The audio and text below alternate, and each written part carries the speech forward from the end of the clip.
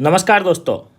आज हम करेंगे RRB NTPC graduate level mains exam जो अभी 10 जुलाई 2026 को हुई है। उसके में आए हुए 35 क्वेश्चन जो मैथ्स के हैं उनका संपूर्ण सॉल्यूशन बहुत ही अच्छे तरीके से, बहुत ही आसान तरीके से, जिसकी वजह से आप एक अच्छे से समझ विकसित कर पाओगे। देखिए कितना अच्छे तरीके से सॉल्यूशन करेंगे, वीडियो पूरा देखना आप। क्या कह रहा है पहला सवाल, 2 की घात 4 गुणा 3 की घात 4 गुणा 5 की घात 4, इसमें भाग दे रहे हैं 2 की घात 2 गुणा 3 की घात 2 गुणा 5 की घात 2 का, और अपन को इससे मान पूछ रहा है इसका। तो 2 की घात 4 बटे 2 की घात 2 है, इसका मतलब क्या बचेगा आपका, ये कट जाएगा, 2 की घात 2 बचेगा। यहाँ 3 की घात 4 और 3 की घात 2 है तो 3 की घात 2 बचेगा। यहाँ 5 की घात 4 में 5 की घात 2, तो 5 की घात 2 का मतलब 25 और 25, ये 2 की घात 2 यानी कि 4, 25 गुणा 4 करेंगे 100, और 3 की घात 2 9 यानी कि 900 आंसर। अगला सवाल, सवाल क्या कह रहा है, प्रत्येक यानी कि 2 से 16 सेमी क्यूब आयतन वाले 2 घनों के सिरों को जोड़ करके एक घनाभ बनाया जाता है, तो परिणामी घनाभ के विकर्ण की लंबाई पूछ रहा है। देखिए सबसे पहले तो ये बताइए, घनाभ का आयतन का सूत्र क्या होता है, ए क्यूब बराबर 2 से 16। ए क्यूब बराबर कितना है, 2 से 16। ए क्यूब बराबर 216, और 2 से 16 क्या होता है, 6 का क्यूब, यानी कि ए की वैल्यू क्या आ गई आपके पास में, 6। ए बराबर 6 आ गया। अब कह रहा है यानी कि घनाभ की भुजा 6 आ गई। अब आपसे क्या कह रहा है कि इनको 2 घनाभों को जोड़ करके, एक तो ये और एक ये, इन दोनों को जोड़ करके एक, दोनों घनों को जोड़ करके घनाभ बनाया जाता है। 2 घनों को जोड़ करके क्या बनाया जाता है, घनाभ। तो जब घनाभ बनाया जा रहा है आपसे, तो देखिए इससे घन की भुजा 6 है और इस घन की भुजा 6 है, तो लंबाई कितनी हो जाएगी, ये 12। ऊंचाई और चौड़ाई में परिवर्तन नहीं होगा, क्योंकि ऊपर नहीं रखा जा रहा, नहीं ही साइड में रखा जा रहा है, तो इसलिए ऊंचाई और चौड़ाई में परिवर्तन नहीं होगा।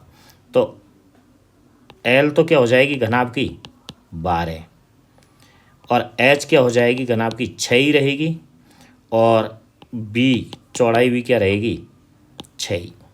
घनाभ के विकर्ण का सूत्र क्या होता है, घनाभ के विकर्ण का सूत्र होता है L square plus H square plus B square, यानी कि एल की वैल्यू क्या है आपके पास में 12, तो 12 का यदि वर्ग करेंगे तो कितना हो जाएगा 144, और एच का वर्ग यानी कि 6 का वर्ग 36, और फिर बी का वर्ग भी 36। इन सभी को यदि जोड़ेंगे तो 36 और 144 180, और 36 2 से 16, यानी कि 2 से 16, और 2 से 16 का वर्गमूल लेंगे तो 16, 36 गुणा 6 लिख सकते हैं 2 से 16 को, तो 6√6 आंसर। अगला सवाल कह रहा है आपका, क्या कह रहा है कि 27x³ 343y³ 189x² plus 441x² एक सूत्र होता है a प्लस बी का होल क्यूब बराबर होता है a³ plus b³ plus 3a² plus 3ab²। देखिए इस 27x³ को क्या लिख सकता हूँ मैं, 3x का होल क्यूब प्लस 343y³ को लिख सकते हैं 7 का, 343 किसका क्यूब होता है, 7 का, तो 7y का होल क्यूब। अब आपको एक चीज़ तो दिख रही होगी कि देखिए यहाँ x का यानी कि एक जगह पे x है, तो ये x² है, और यहाँ a² भी है, तो इसका मतलब ये क्या हो गया, और ये तो है ही सही, तो ये से लिख सकते हैं 3x प्लस 7y का होल क्यूब। अगला सवाल क्या कह रहा है, 3x प्लस 7y बराबर 15, और ए एक्स प्लस बी वाई बराबर 30, इसके अपरिमित रूप से अनेक हल पूछ रहा है। तो देखिए अपरिमित हल कब होते हैं, a1/a2 बराबर b1/b2 बराबर c1/c2 यदि हो तो अपरिमित हल होते हैं। तो देखिए ए की वैल्यू a1 की वैल्यू 3, a2 की वैल्यू a, b1 की वैल्यू 7, b2 की वैल्यू b और 15/30 c1/c2। इसे 1/2 कर सकते हैं।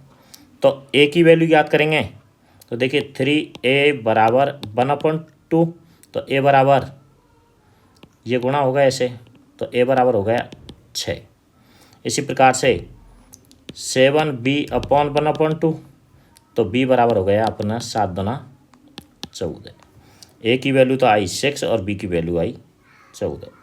आंसर a किसी कार्य को 9 दिनों में पूरा कर सकता है, a तो कर रहा है 9 दिनों में, b उसी कार्य को 22 दिनों में, b कर रहा है 22 दिनों में। तो दोनों का एलसीएम लेंगे तो एलसीएम आएगा 22 198। यदि 9 का भाग देंगे 198 में तो 22 बार जाएगा और 22 का भाग देंगे तो 9 बार जाएगा। यानी कि ए की एफिशिएंसी तो आई है 22 और बी की एफिशिएंसी आई है अपनी कार्य क्षमता आई है 9। तो ए प्लस बी दोनों की कार्य क्षमता कितनी हो गई, 22 और 9 31। दोनों मिलकर कितने दिनों तक कार्य कर रहे हैं, 2 दिन तक। तो कितना कार्य कर चुके ये 62। टोटल कार्य कितना है 198। आपसे कह रहा है तो शेष कार्य का कितना भाग शेष रह जाएगा, शेष कार्य तो 198 माइनस 62/198। तो 198 में से 62 गया तो कितना होगा 136/198, और 136 को 2 से काटेंगे तो 68 बार, और 198 को 2 से काटेंगे 99 बार, 68/99 शेष कार्य। कार्य कितना किया है ये नहीं पूछा, शेष कार्य पूछा है, इसलिए 198 में से कितना घटाया, जो हो चुका उसको घटाया। एक दुकानदार एक लैपटॉप को 40,000 रुपये में खरीदता है। वह पहले 20% के लाभ पर बेचता है, बाद में खरीदार इसे 10% हानि पर। यानी कि दुकानदार ने खरीदा 40,000 में, 20% लाभ पर, यानी कि 6/5। 20% लाभ को 120 लिखते हैं ना, तो 100 और 120 में रेशो क्या होगा 5/6, तो 6/5, और 10% आने यानी कि 9/10। देखिए 1 0 से 1 0 गई, 5 से यदि काटेंगे तो 800 बार, और 9 छिक्की 54। 54 को अपन है ना 800 से गुणा करेंगे तो अंत में 2 ही 0 आएंगी 54 को, तो अंत में 2 0 किस ऑप्शन में, इसी ऑप्शन में। ज़्यादा कैलकुलेशन करने की आवश्यकता नहीं है।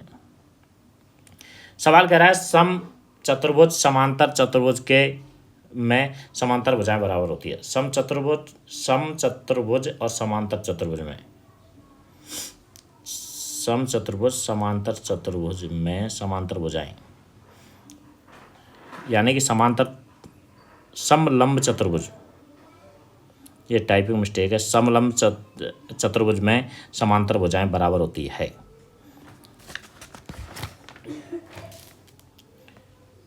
समद्विबाहु समलंब चतुर्भुज में समांतर भुजाएं, समद्विबाहु समलंब चतुर्भुज में समांतर भुजाएं बराबर होती है, नहीं होती है, ठीक है। पतंग एक प्रकार का समांतर चतुर्भुज है, नहीं होता है पतंग भी एक समांतर चतुर्भुज।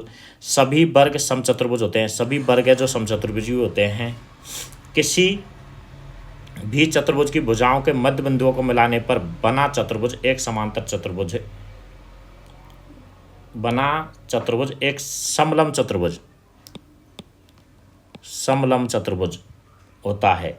ये भी ऑप्शन सही नहीं है, ये भी सही नहीं है, डी, यानी कि कुल मिलाकर कौन सा सही है अपना, सी। अगला सवाल है, दी गई आकृति में ए बी सी डी के समांतर है और आर एस एक त्रियक ए बी और सी डी ये समांतर है, ये आकृति दे रखी है, और इसमें आर और एस त्रियक रेखा है। तो x का मान पूछ रहा है। x का मान आकृति में यहाँ 55 दे रखा है ऑलरेडी इसका मान। तो अब x का मान देखिए, ये कोण कैसा हो जाएगा, ये कोण और ये कोण समान हो जाएंगे क्योंकि संगत कोण है। तो x बराबर कितना हो जाएगा, 55 आंसर। अगला सवाल, 10 भुजाओं वाली आकृति के अंतः कोणों में से प्रत्येक का माप 185 है। 5 अंतः कोणों का माप दे रखा है।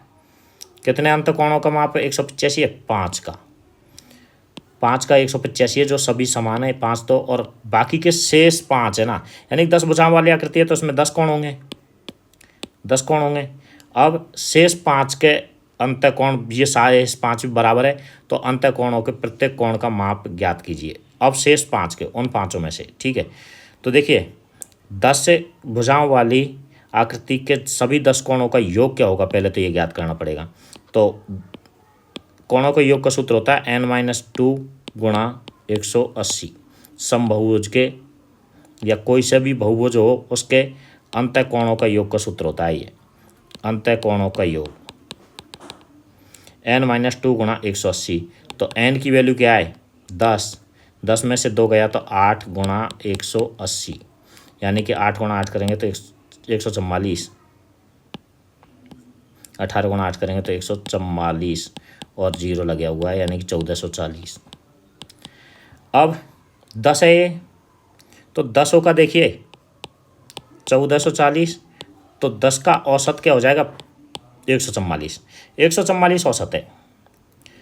अब क्या कह रहा है, 5 का 185 है, तो 5 यदि 144 से बड़े हैं और ये पाँचों समान हैं तो टोटल 10 है ना, तो 5 का मान यदि अधिक है तो 5 का मान कम होगा, और 5 का मान उतना ही कम होगा जितना इनका अधिक है।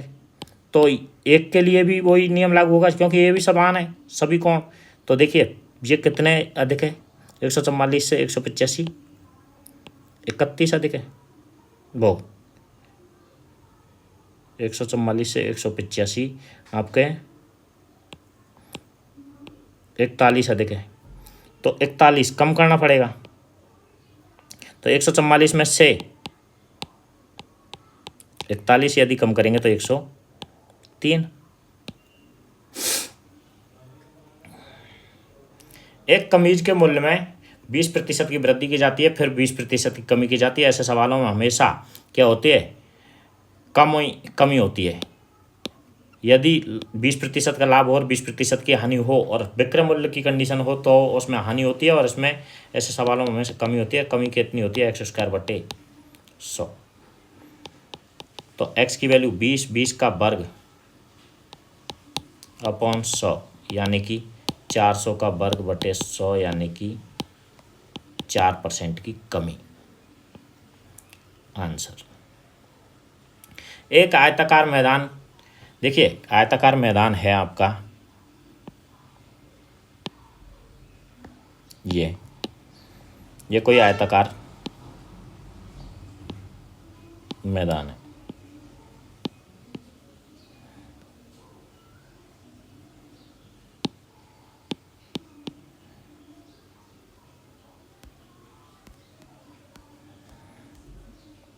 आयताकार दूसरा बनाते हैं, देखो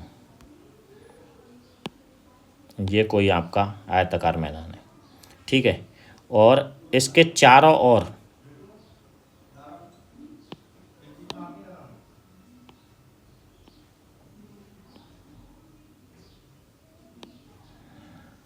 एक रास्ता खींचा जाता है, रास्ता बनाया जाता है। सवाल क्या कह रहा है, मैदान के बाहरी चारों ओर 2.4 मीटर का ये जो रास्ता है,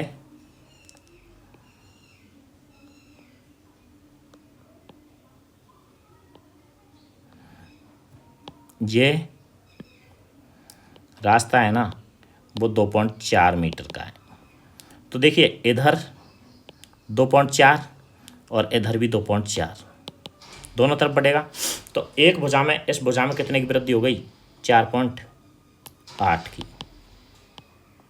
इस प्रकार से इस भुजा में 4.8 की वृद्धि हुई है, तो इस भुजा में भी 4.8 की वृद्धि है। ठीक है, और इस भुजा में 4.8 की वृद्धि होगी, क्योंकि ये इधर भी ये 2.4 है ये, तो इस भुजा में भी 4.8 की वृद्धि होगी, इस भुजा में 4.8 की वृद्धि होगी।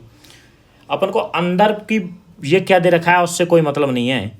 4.8 की चारों भुजाओं में 4.8 की वृद्धि होगी, तो 4 से गुणा कर देंगे। यानी कि अपन को क्या पूछ रहा है, पथ के बाहरी परिमाप और मूल मैदान के परिमाप के बीच का अंतर पूछ रहा है। इसलिए तो दोनों के, यदि ऐसे पूछ रहा है मूल परिमाप और बाहरी परिमाप दोनों के बीच का अंतर पूछ रहा है, तो सिर्फ और सिर्फ ये जो बड़ा हुआ है उसी का पे ध्यान देंगे अपन। तो 4.8 गुना 4 करेंगे तो 19.2 आंसर। सवाल क्या कह रहा है अगला, 10a प्लस कॉस a बराबर 6√6 साइन a, तो tan a की वैल्यू पूछ रहा है।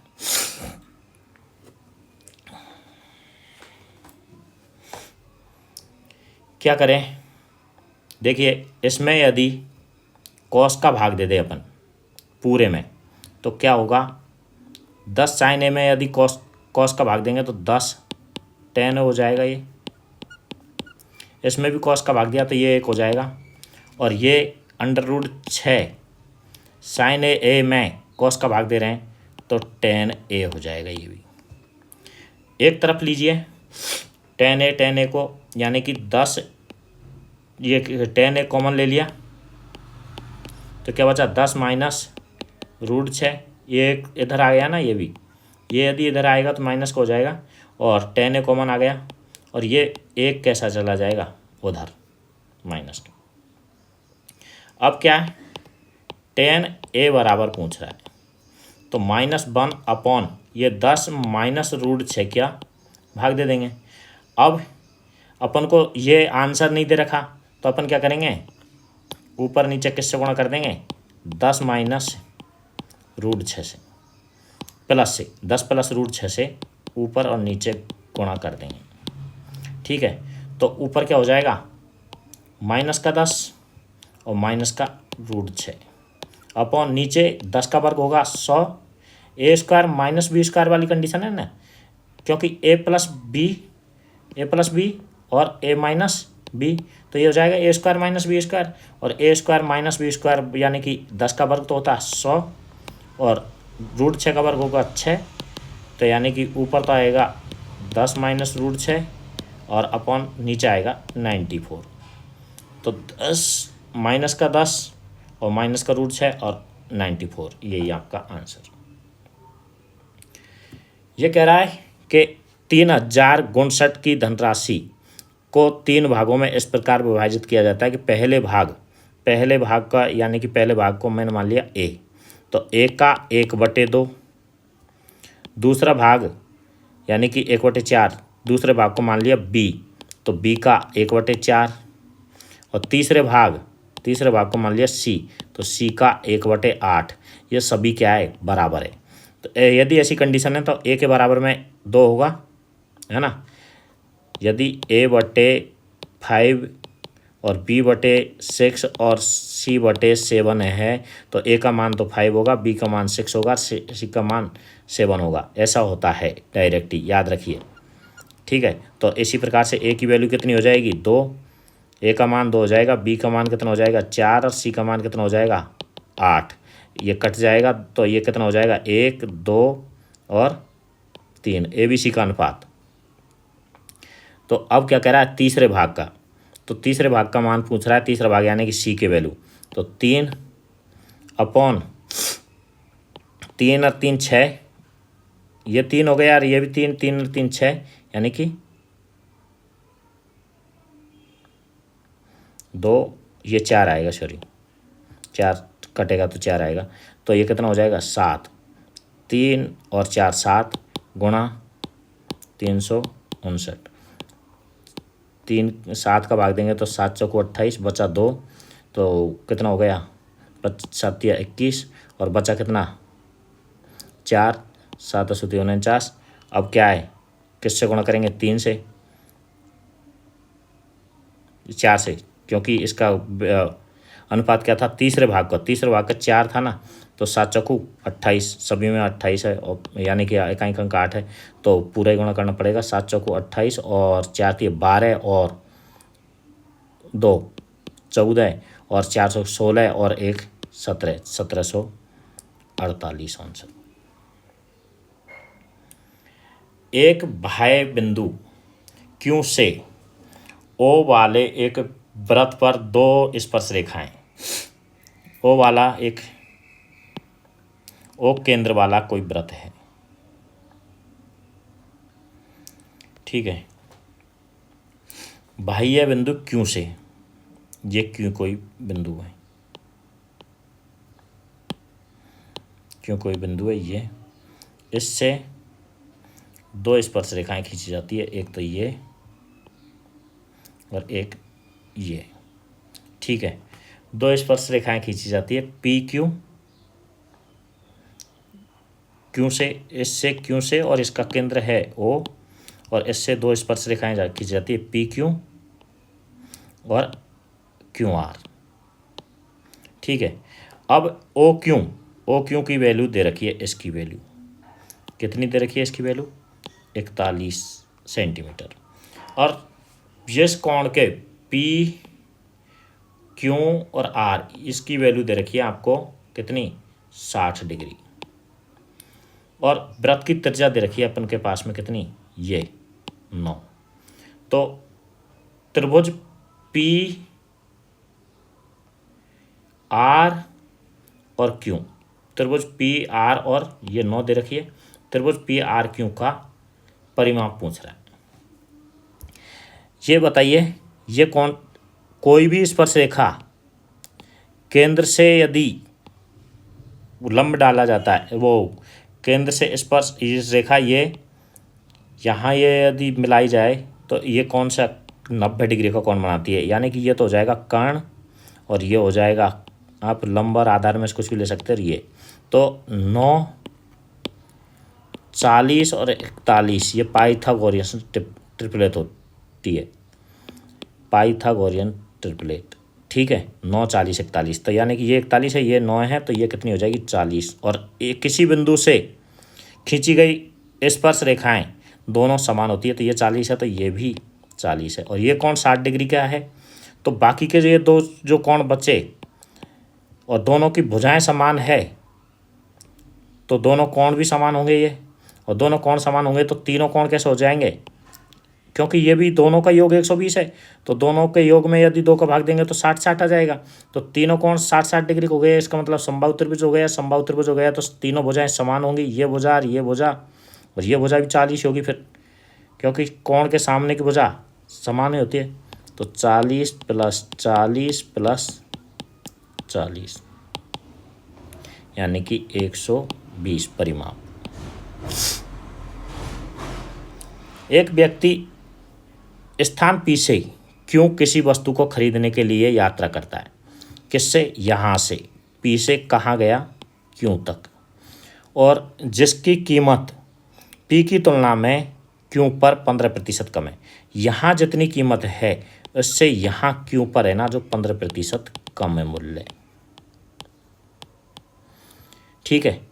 और वह यात्रा का टोटल खर्च यात्रा में खर्च कर देता है 150 रुपये, यानी कि यहाँ से यहाँ तक जाने का कुछ किराया लगेगा, तो किराया देता है 150 रुपये, फिर भी वह पी पर वस्तु खरीदने पर 150 रुपये की बचत करता है। कुल मिला करके 150 रुपये किराया दे दिया, फिर भी 150 रुपये की बचत की, यानी कुल मिला करके यहाँ जो पी में पर जो मूल्य था वो यहाँ मूल्य था क्यों पर उससे 300 रुपये अधिक है, क्योंकि 150 रुपये तो उसने किराया दे दिया और फिर भी 150 रुपये की बचत करता है, यानी कि कुल मिलाकर कितना हो गया? 300 रुपये। जब 300 रुपये का कम किराया है कहाँ पर, सॉरी 300 रुपये कम मूल्य है क्यों पर उसने 150 रुपये खर्च कर दिए। 3 तो पी की कीमत के सापेक्ष उसकी प्रतिशत बचत कितनी है? 300 बराबर कितना है? 15%। जितना कम है उतने परसेंट ही तो ये है, तो 300 बराबर है 15%। आपसे कह रहा है 15% बराबर है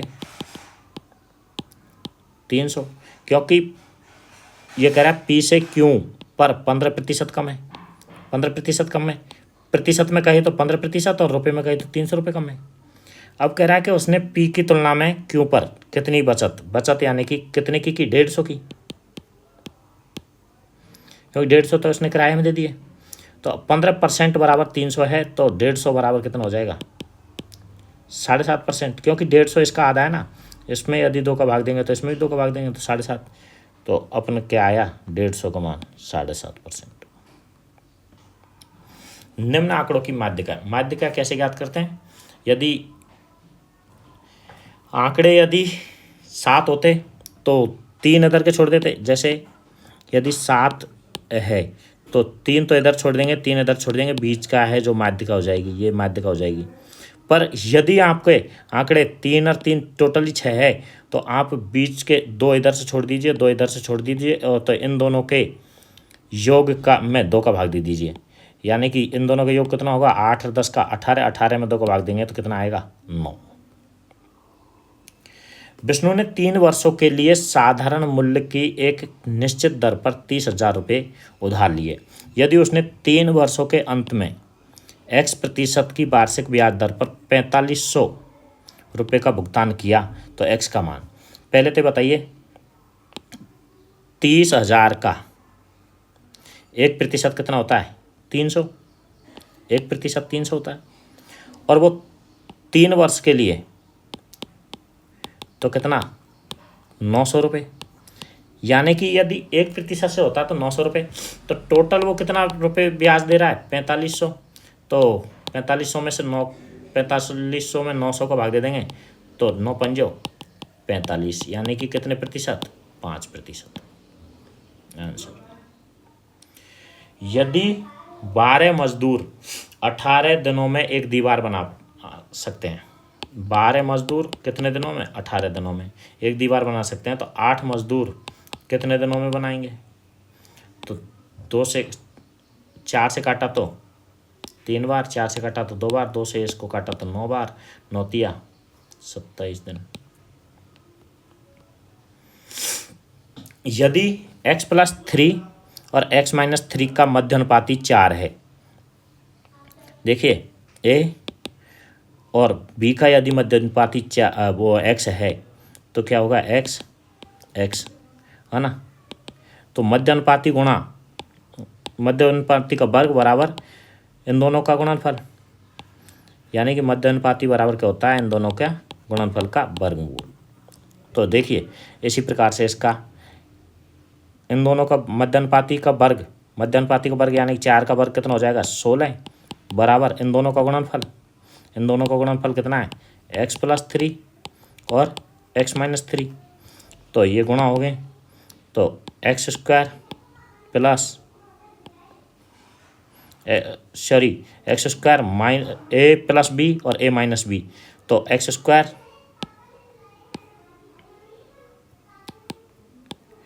-9 16 बराबर, तो ये 9 इधर आएगा तो कैसे हो जाएगा x² बराबर क्या लिख सकते हैं अपन 16 और 9 25, और 25 का वर्गमूल कितना होता है x बराबर कितना होगा 5, और ये क्लियर कह रहा है कि x का मान 0 से अधिक है, इसका मतलब पॉजिटिव भी रहेगा।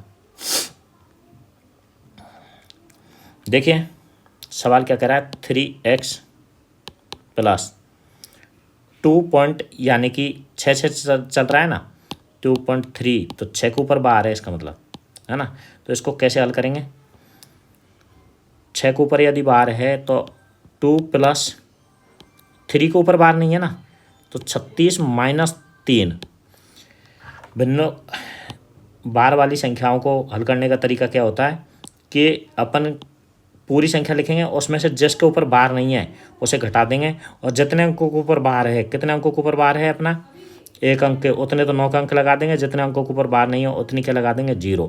तो ये क्या हो जाएगा 33 2 + 33/90, और 33/90 काट करके क्या हो जाएगा 11/30, और ये क्या हो जाएगा 30 दूना 60 और 11 71/30। इसी प्रकार से इसका 5 प्लस क्या लिख सकते हैं अपन 4.6 के ऊपर बार। तो इसको यदि हल करेंगे तो 46 माइनस 4/90। तो अब ये क्या हो जाएगा, 5 प्लस 42/90। ये कटेगा, 3 से काटेंगे तो 14, 3 से काटेंगे तो 30, यानी कि किससे काट सकते हैं, 6 से 15, और 6 से काटेंगे तो 7। तो 15 5 75, 4 79, 79/15। अब क्या हो जाएगा, 3x बराबर, ये दूसरी तरफ जाएगा तो 79, इसको काट 79/15 माइनस 71/30, 30 एलसीएम लेंगे तो 79 दूना 158, 158 माइनस 71, यानी कि 158 में से 71 गया तो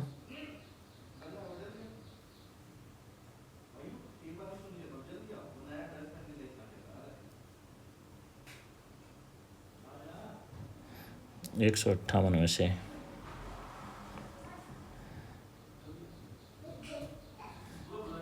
71, कहाँ गलती कर दी, हाँ 158 में से 71 गया तो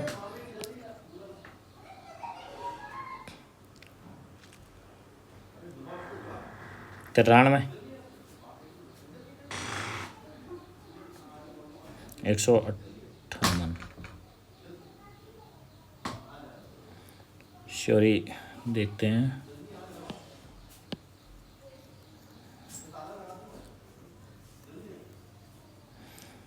थ्री एक्स बरा प्लस, इसे क्या लिख सकते हैं, 2 प्लस 36 माइनस 3, यानी कि 33/90। क्या 11, 3 से काटेंगे तो 11/30, तो 30 दोनों 60, 11 71/30, सही है। अगला इधर क्या लिखेंगे, 5 प्लस 42/90। तो 3 से काटेंगे तो 14, और 3 से काटेंगे तो 30, 30 150 और 14 कितना हो जाएगा, 164/30। अब 3x बराबर क्या लिख सकते हैं अपन, 164/30 माइनस 71/30, यानी कि 164 में से 71 गए तो 64 में 3 और 9, 93/30। 3x की वैल्यू 93/30 से, तो इसकी वैल्यू क्या जाएगी, 31/30, 31/30 डी आंसर। आंकड़ों के लिए माध्य के सापेक्ष माध्य विचलन ज्ञात कीजिए।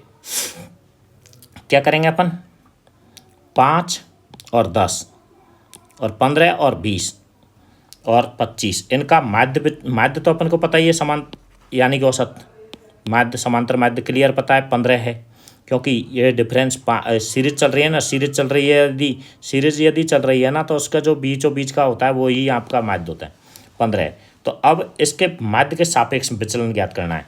तो देखिए 15, 5 माइनस 15, इसी प्रकार से 10 माइनस 15 और 15 माइनस 15 यानी कि 0, फिर 20 माइनस 15 और 25 माइनस 15, तो ये कितना हो जाएगा, 10, ये कितना हो जाएगा 5, ये के 0 है ही है, ये कितना हो जाएगा 5, और ये कितना हो जाएगा 10, है ना। तो कितना हुआ टोटल 30, 30 में किसका भाग देंगे, कितने का है, 1 2 3 4 5, 5 का भाग देंगे तो 6, आंसर। समकेंद्रित केंद्र ओ वाले दो संकेंद्रीय वृत्तों में बाह्य केंद्र पर जीवा AB दो समकेंद्रीय वृत्त है। अब इसके ये दो संकेंद्रीय वृत्त लिए। संकेंद्रीय वृत्तों में बाह्य केंद्र पर जीवा ए बी, बाह्य वृत्त पर जीवा ए बी और जो आंतरिक वृत्त को बिंदुओं सी और डी पर प्रतिच्छेद करती है। ये तो है हुआ अपना दूसरा वृत्त और लेंगे, दोनों संकेंद्रीय है, दोनों का केंद्र एक ही है।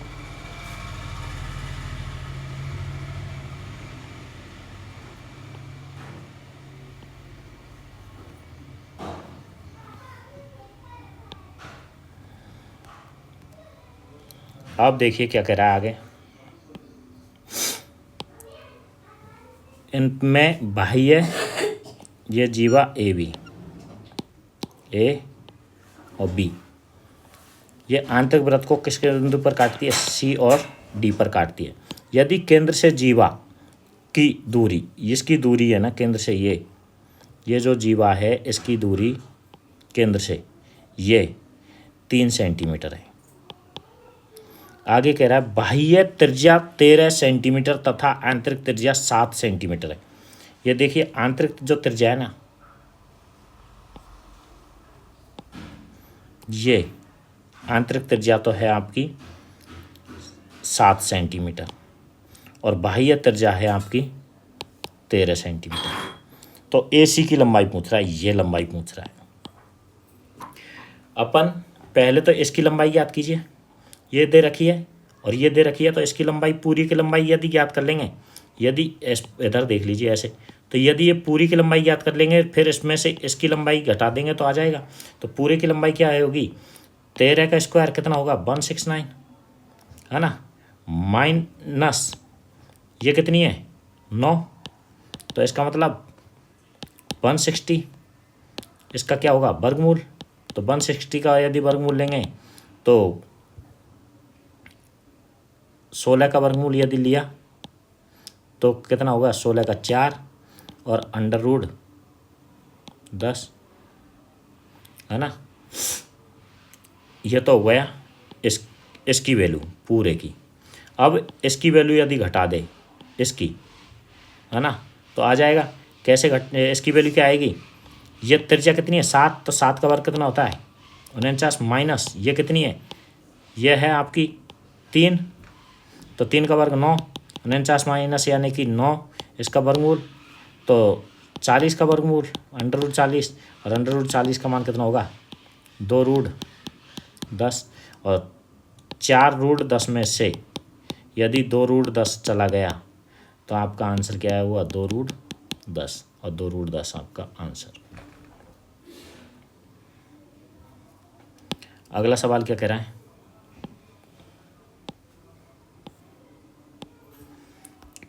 यदि किसी संख्या के 40% को 240 में जोड़ा जाता है, 40% को 240 में जोड़ा जाता है तो परिणाम के रूप में वही संख्या प्राप्त होती है। परिणाम के रूप में वही संख्या यानी कि 100% प्राप्त हो जाती है। कब?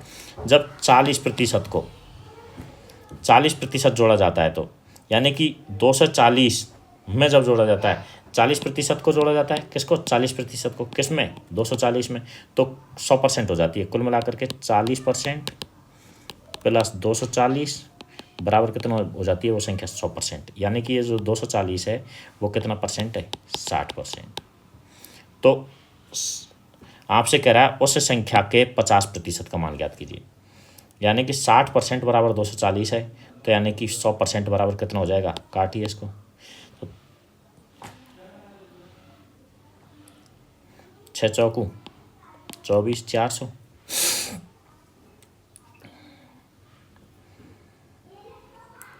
तो पूरी संख्या कितनी हो जाएगी?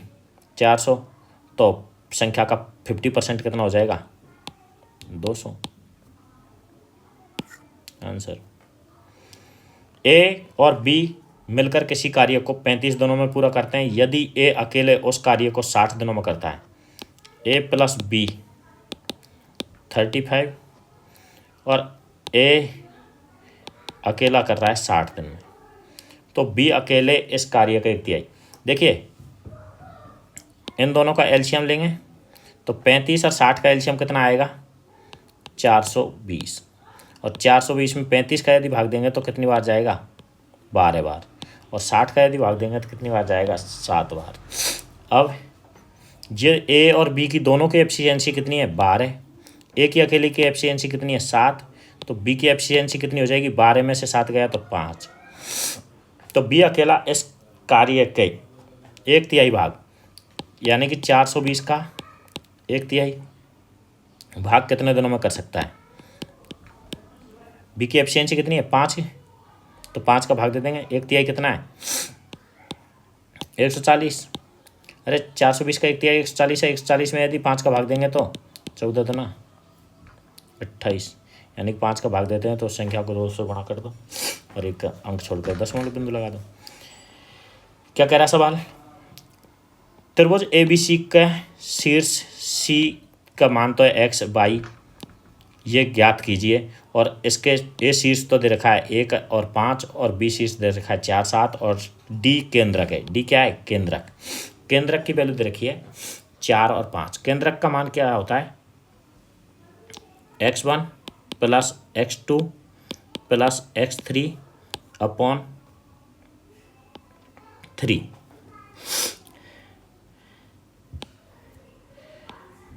y1 upon y2 plus y3 upon, देखिए क्या करेंगे अपन, x1 1,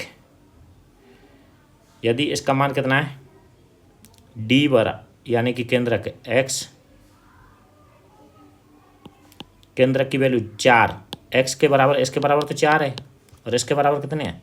5। y की वैल्यू y है। तो x1 1 plus x2 4 plus x3, सी के पॉइंट को 3 मान लिया तो x बटे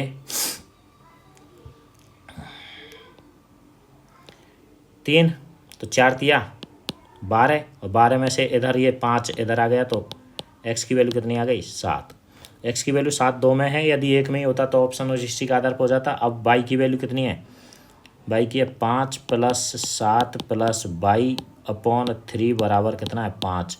तो देखिए 7 और 5 ये हो जाएगा 15 गुणा होकर के, तो y बराबर 15 माइनस 7 और 5 12, यानी कि y की वैल्यू 3, 7 और 3 आंसर।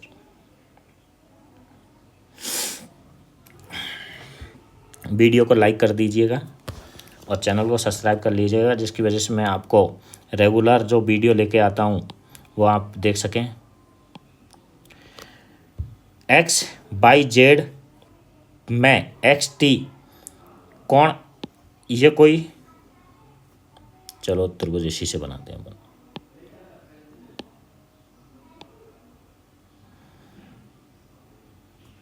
ये त्रिभुज है एक्स,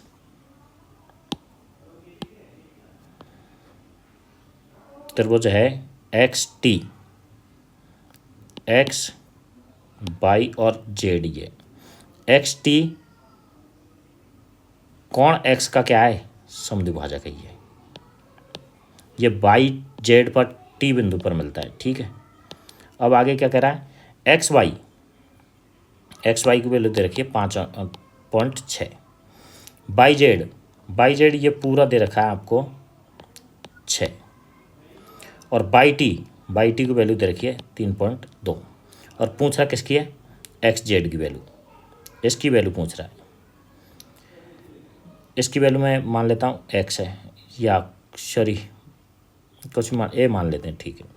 अब देखिए इनका जो अनुपात होगा ना, एक्स बाई और एक्स जेड का जो अनुपात होगा वो ही इन दोनों का अनुपात होगा, इसका अनुपात और इसका अनुपात, यानी कि इसका ये बटे ये तो ये बटे ये, ऐसा होगा।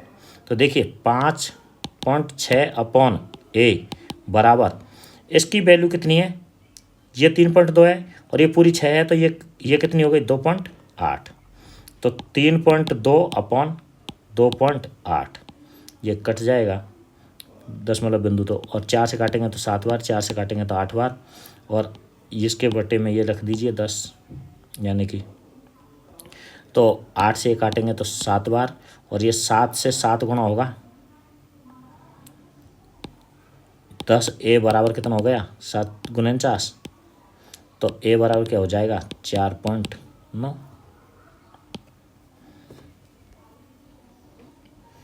कोई राशि एक निश्चित चक्रवर्ती ब्याज पर 7 वर्षों में स्वयं की 3 गुना हो जाती है। यदि ब्याज वार्षिक रूप से संयोजित होता है तो कितने वर्षों में यह राशि स्वयं की 27 गुना हो जाएगी। देखिए, यदि ऐसे गुना के पूछ रहा होता है तो वर्षों का तो कीजिए अपन पहाड़ा बोलिए, जैसे 7, 14 और 21, 28 और 35। और इसका क्या कीजिए, जैसे 3 गुना होती है 7 वर्षों में, 3 गुना, तो 3 का 3 गुना 9, फिर इसका 9 का 3 गुना 27, फिर इसका 3 गुना 81। 3 से 3 गुना है तो 3 से गुणा करते जाइए, ठीक है। तो अब अपन से पूछ रहा 27, वो कितने वर्षों में 27 गुना, 27 गुना कितने वर्षों में हो जाएगी 21 वर्षों में। अमित भूमि पर खड़ा है और 100 मीटर रस्सी की डोर का उपयोग करके 30 डिग्री के उन्नयन कोण पर पतंग उड़ा रहा है। नितिन 10 मीटर की इमारत की छत पर खड़ा है और 45 डिग्री के उन्नयन कोण पर पतंग उड़ा रहा है। यानी कि नितिन है ना, जो तो यहाँ खड़ा है, ऐसे समझिए, ये तो यहाँ तो नितिन खड़ा है, वो अमित तो यहाँ खड़ा है, और ये 10 मीटर की इमारत है, इसके ऊपर खड़ा है आपका कौन, नितिन, ठीक है। और ये पतंग उड़ा रहा है, यहाँ पतंग इसकी जा रही है, और इसकी पतंग भी क्या कह रहा है, दोनों व्यक्ति एक ही बिंदु के विपरीत दिशाओं पर खड़े हैं। यानी कि इसके दो जहाँ पतंगे मिलती है, नितिन को कितनी लंबी की, यानी ये दोनों पतंगे मिलती है ना, दोनों पतंगे, तो इसकी ये सॉरी नितिन, अब ये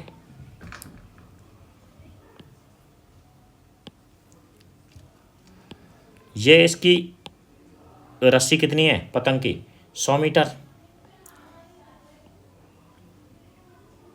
अब समझने की कोशिश कीजिए, ये 100 मीटर है और ये कितने डिग्री का कोण है, 30 डिग्री का। तो 30 यदि है तो देखिए 30, 60 और 90 की वैल्यू क्या होती है, 1√3 और 2।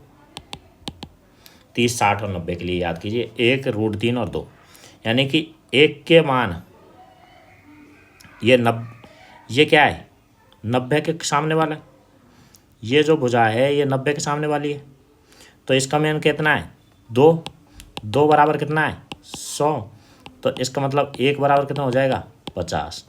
तो यानी कि ये जो है ऊंचाई है ये 50 है, ठीक है, ये 50 है, 50 में से ये वाली 10 चली गई तो ये बाकी की बची कितनी 40, ये 40 बची।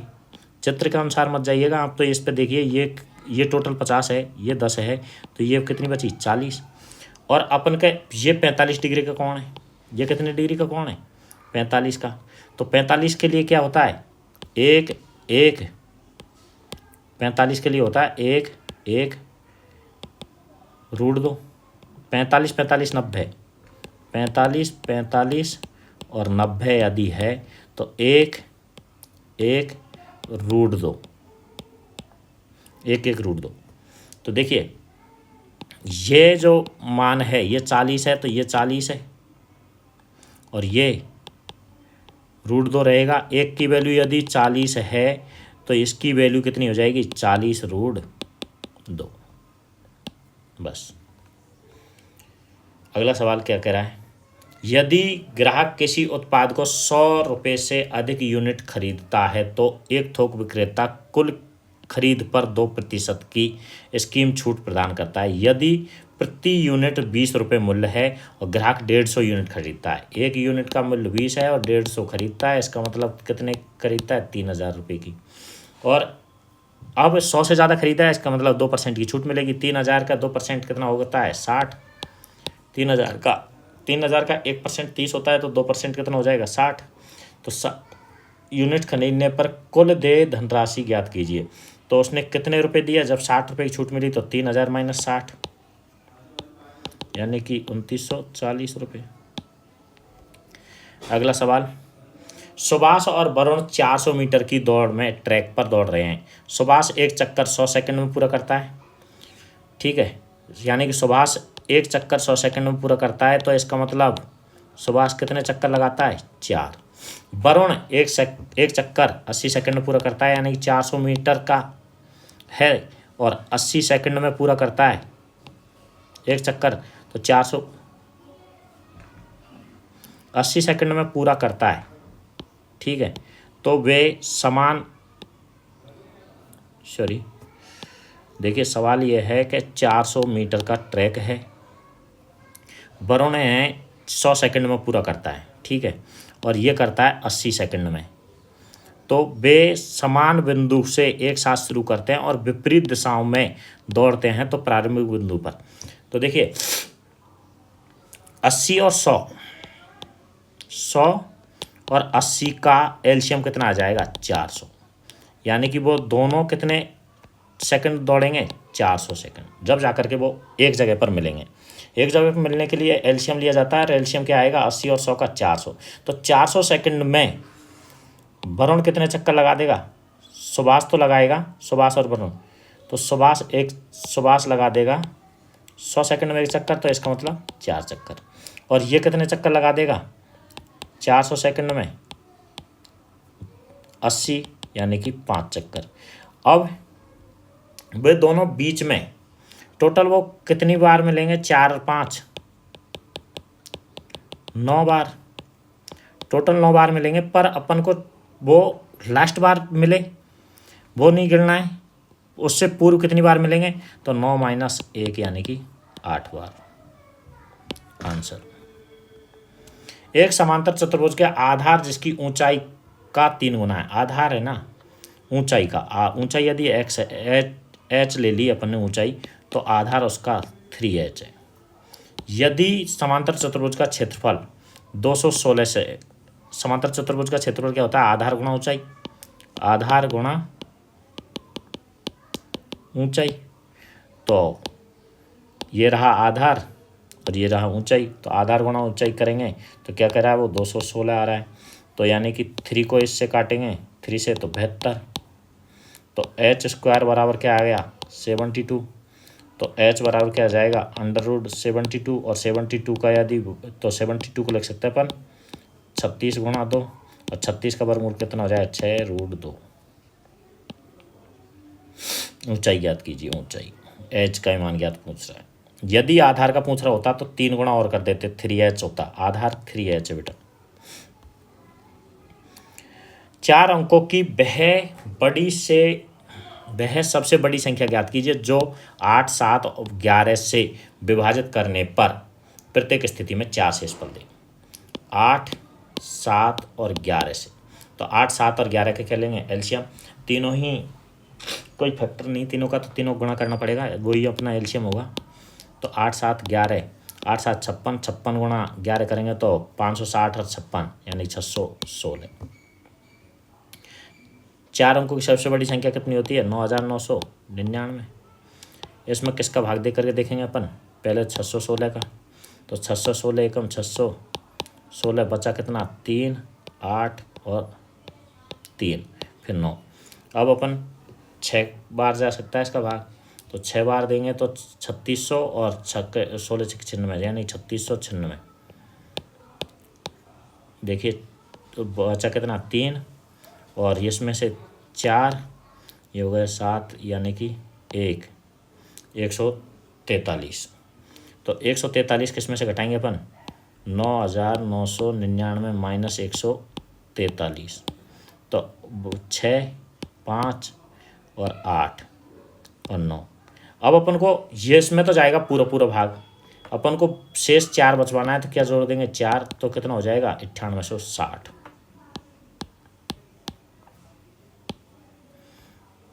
अगला सवाल, राहुल की आयु और उसके पुत्र की आयु 7:2 है। यदि राहुल की आयु 45 है, राहुल की आयु कितनी है? 45।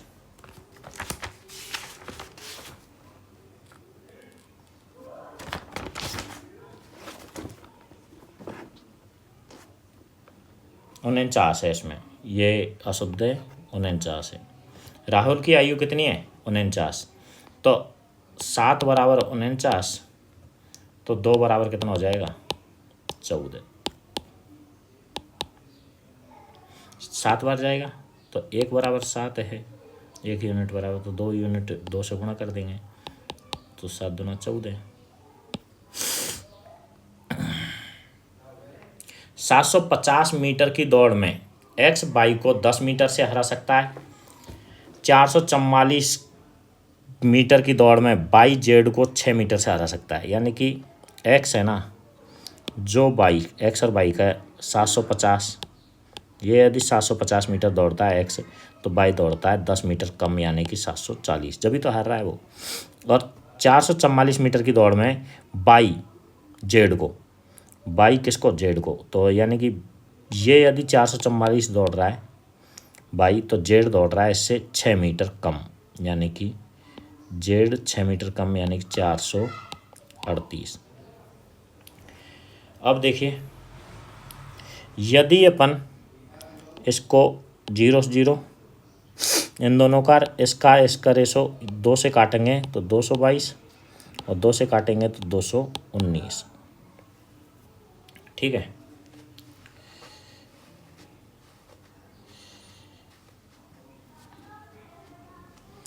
अब क्या कह रहा है, इसको यदि अपन 222 बढ़ाएं तो किससे गुणा करेंगे? 3 से। तो इसको भी 3 से गुणा करना पड़ेगा। ये यदि 3 से गुणा किया तो इसको 3 से गुणा करेंगे तो ये कितना हो जाएगा? 225। बीच वाला ये 222 हो गया ना 3 से गुणा करते ही, तो इसको भी 3 से गुणा किया तो 225, 222, 219 तीनों का रेशो आ गया। अब क्या कह रहा है, 150 मीटर की दौड़ में, 225 मीटर की दौड़ में ये एक्स जेड को कितने से हराएगा? 6 मीटर से। 225 और 219 में कितने का अंतर है? 6 का। कितने की दौड़ में? 225 मीटर की दौड़ में। और अपन से कितने मीटर की पहुंच रहा है? 150 की में। 225 की में 6 मीटर से, तो 150 की में पूछ रहा है, तो 75 दूना 150 और 75 तिया, और 2 से यदि इसको काटेंगे तो 2 बार, 3 से काटेंगे 2 बार, और 2 दूना 4।